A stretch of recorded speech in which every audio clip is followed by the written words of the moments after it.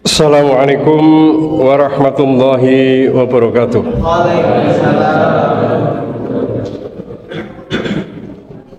Innal hamdalillah nahmaduhu wa nasta'inuhu wa nastaghfiruh wa na'udzu billahi min shururi anfusina wa min sayyiati a'malina may yahdihillahu fala mudhillalah wa may yudlil fala hadiyalah. Asyhadu an la ilaha illallah wa asyhadu anna Muhammadan abduhu wa rasuluh.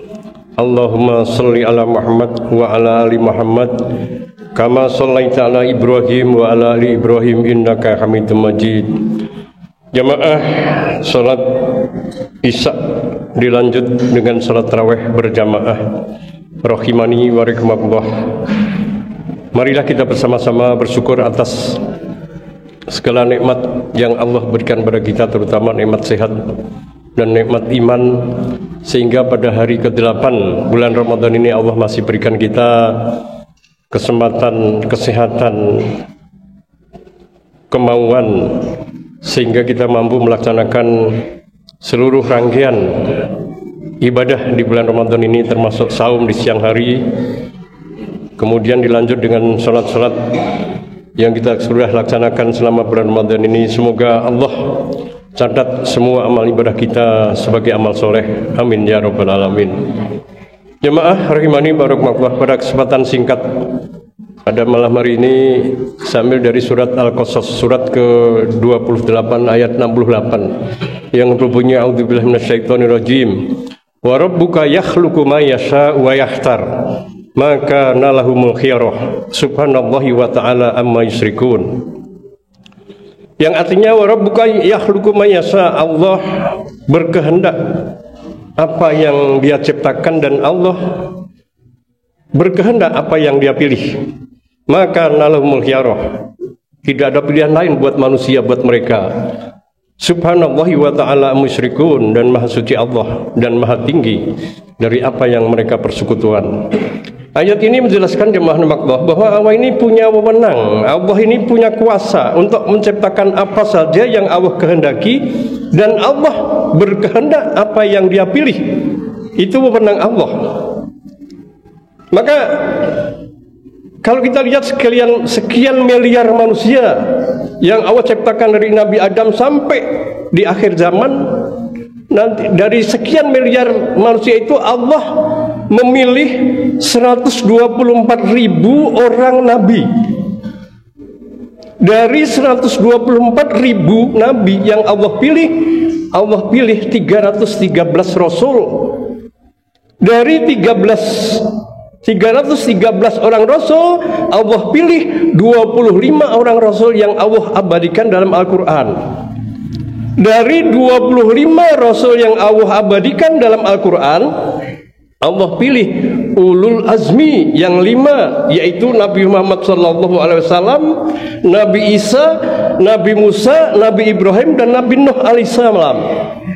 Dari 5 ulul azmi yang sudah dikenal di dalam sejarah Islam, itu Allah pilih 2 orang Khalilullah, kekasih Allah, yaitu Nabi Ibrahim alaihissalam dan Nabi Muhammad SAW. Dari 2 orang Khalilullah, Allah pilih seorang Rasul yang mampu memberikan syafaatul uzma di padang mahsyar di hari kiamat kelak.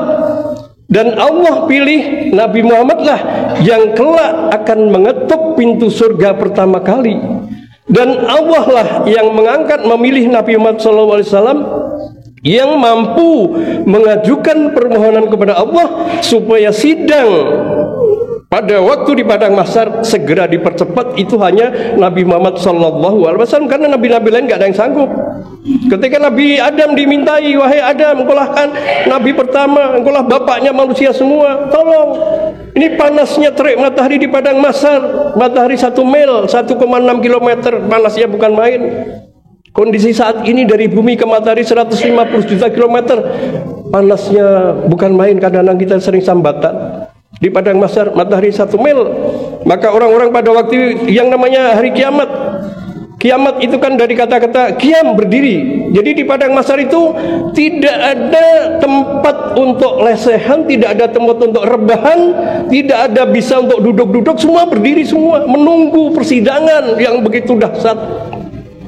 Nah, ini ketika manusia sudah tidak sabar karena keringatnya tergantung pada amalnya, mereka maju ke Nabi Adam. Nabi Adam nggak sanggup.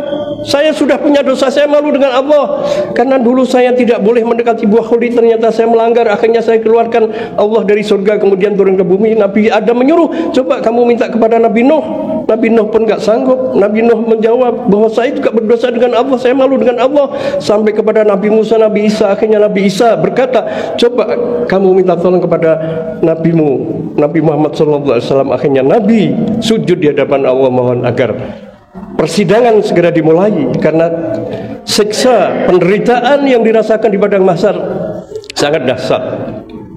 Jemaah rahimani wa rahimakumullah. Kemudian kita lihat ribuan malaikat, ya, ribuan malaikat, mungkin puluhan ribu, mungkin ratusan ribu, karena di Baitul Ma'mur, di atas langit, di sana ada Baitul Ma'mur semacam Ka'bah. Di sana pergantian 70.000 malaikat, bergantian terus.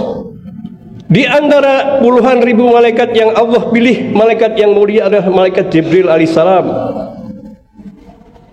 Di antara jutaan masjid yang ada di muka bumi, Allah hanya pilih 3 masjid, yaitu Masjidil Haram yang dibangun oleh Nabiullah Ibrahim alaihissalam, kemudian Masjid Nabawi yang dibangun oleh Nabi Muhammad SAW, dan Masjidil Aqsa yang dibangun oleh Nabi Sulaiman alaihissalam. Ada 3 masjid yang Allah pilih. Kemudian di antara kitab-kitab yang ada, Allah juga pilih. Di antara kota-kota yang ada di muka bumi, Allah pilih 2 haramain, yaitu 2 kota yang mulia, yang suci, yaitu Makkah dan Madinah. Nah, di antara 12 bulan, mulai dari bulan Muharram sampai Dzulhijjah, Allah pilih. Di antaranya adalah Ramadan, yang hari ini kita melaksanakan ibadah adalah bulan yang sangat mulia. Oleh karena jemaah rahimakumullah, bahwa kesempatan untuk ketemu bulan Ramadan ini adalah satu anugerah yang luar biasa. Karena Ibnu Rajab Al-Hambali sebagai seorang ulama besar, beliau mengatakan bahwa para salafus soleh itu 6 bulan sebelum Ramadan beliau selalu berdoa, ya Allah pertemukan saya dengan Ramadan yang akan datang, ya Allah. Itu 6 bulan sebelum Ramadan. Karena Pak, salafus saleh itu adalah ulama-ulama besar, ahli ibadah, ahli ilmu. Dia orang-orang yang betul-betul berdekat dengan Allah, tahu persis keutamaan Ramadan. Sampai 6 bulan sebelum Ramadan beliau berdoa, ya Allah pertemukan saya dengan bulan Ramadan. 6 bulan setelah Ramadan, setelah Syawal, beliau berdoa, ya Allah terimalah ibadah kami di bulan Ramadan, ya Allah sedekah kami, tadarus kami, salat tarawih kami, semua ibadah yang kami lakukan di bulan Ramadan mohon diterima, ya Allah. Jadi hanya berputar dalam 1 tahun, hanya berputar, mohon dipertemukan dengan bulan Ramadan dan mohon agar ibadahnya diterima di bulan Ramadan. Oleh karena jemaah Allah, kalau kita pelajari di dalam berbagai buku syariah bahwa Ramadan ini bulan yang istimewa. Salah satunya adalah dalam hadis, di bulan Ramadan adalah Futihal abwabul jannah, futihat abwabul jannah, dibukakan pintu surga. Di bulan Ramadan ini adalah pintu-pintu surga dibuka oleh Allah. Dalam redaksi lain futihat sama, abwabus sama, dibuka pintu-pintu langit. Artinya apa? Kalau dibuka pintu-pintu surga, itu adalah orang mudah untuk masuk neraka di bulan Ramadan ini. Karena apa? Amal ibadahnya semuanya pahala dilipat gandakan. Sehingga untuk masuk surga di bulan Ramadan, ibarat tiketnya lebih gampang dibanding bulan-bulan lain. Atau futihat abwabus sama, dibuka pintu-pintu langit. Artinya Pak, doa mudah diterima oleh Allah SWT. Maka berdoa di bulan Ramadan ini sangat agung, sangat mulia. Jangan sampai dilewatkan. Di bulan Ramadan itu adalah momentum-momentum penting untuk kita senantiasa memanjatkan doa kepada Allah. Atau di dalam redaksi lain, hadis lain, futihat abwabur rahmah, dibuka pintu-pintu rahmat. Artinya Allah menggelontorkan rahmat yang begitu tidak terbatas di bulan Ramadan dibanding dengan bulan-bulan lain. Yang kedua adalah, salah satu keistimewaan adalah ghuliqat abwabun nar, pintu neraka ditutup.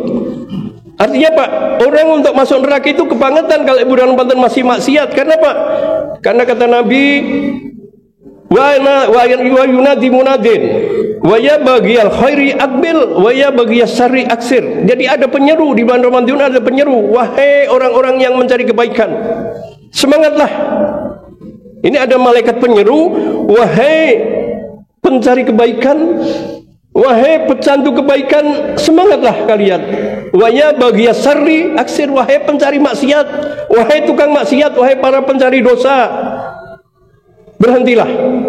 Hati nurani, iman. Orang yang masih punya hati nurani dan iman, dia di bulan puasa ketika mau melanggar dosa, dia akan sadar, akan terkontrol. Karena apa? Karena ada bisikan hati nurani yang menyuruh kepada, kalau kita mau berbuat jelek di bulan Ramadan, wah ini kan puasa. Paling tidak itu di hati nurani manusia ada semacam itu. Jadi itu adalah salah satu keistimewaan Ramadan.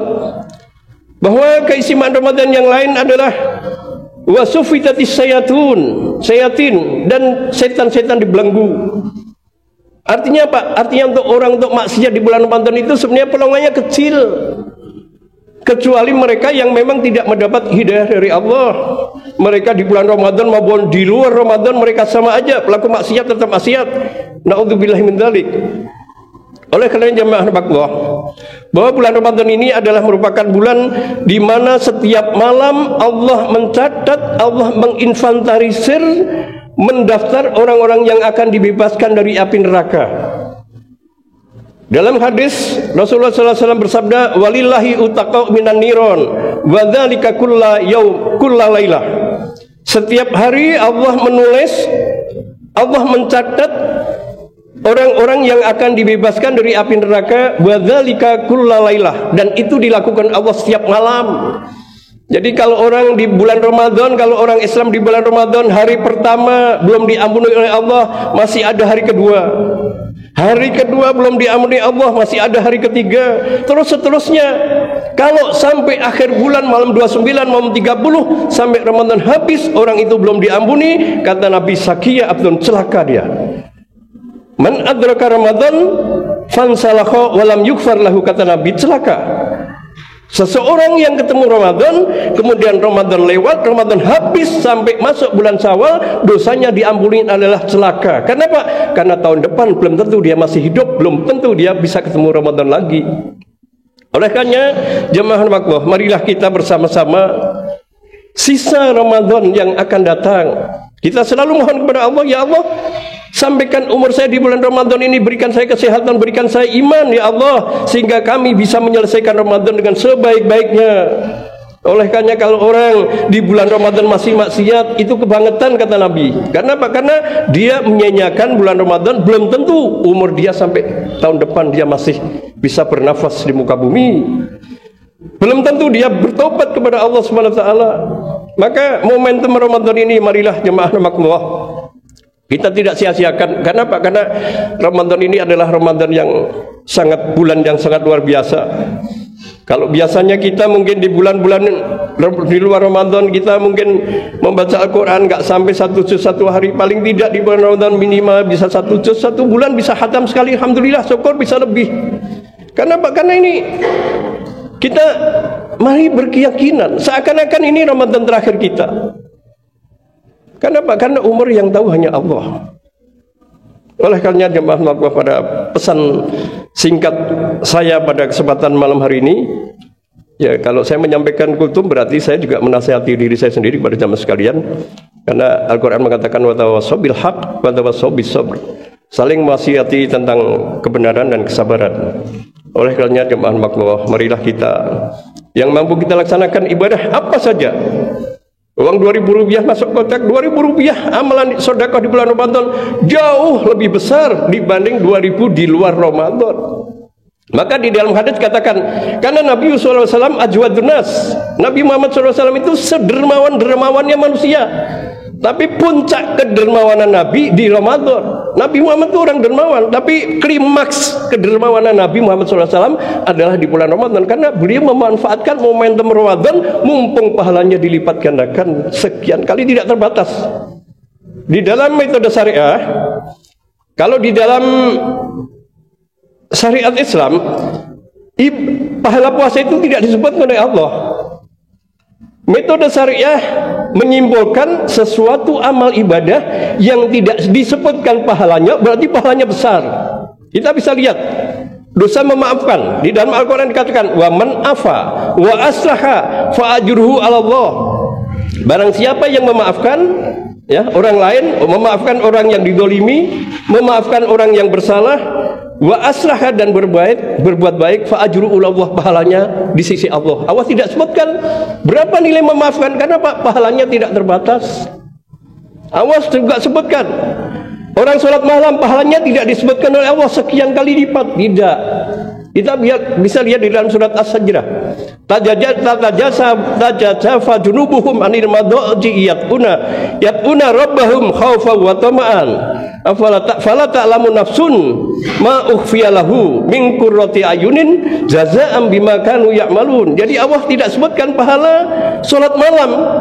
Allah hanya mengatakan jazaa'an bima kanu ya'malun. Balasannya nanti Allah yang akan memberikan balasan nanti di akhirat.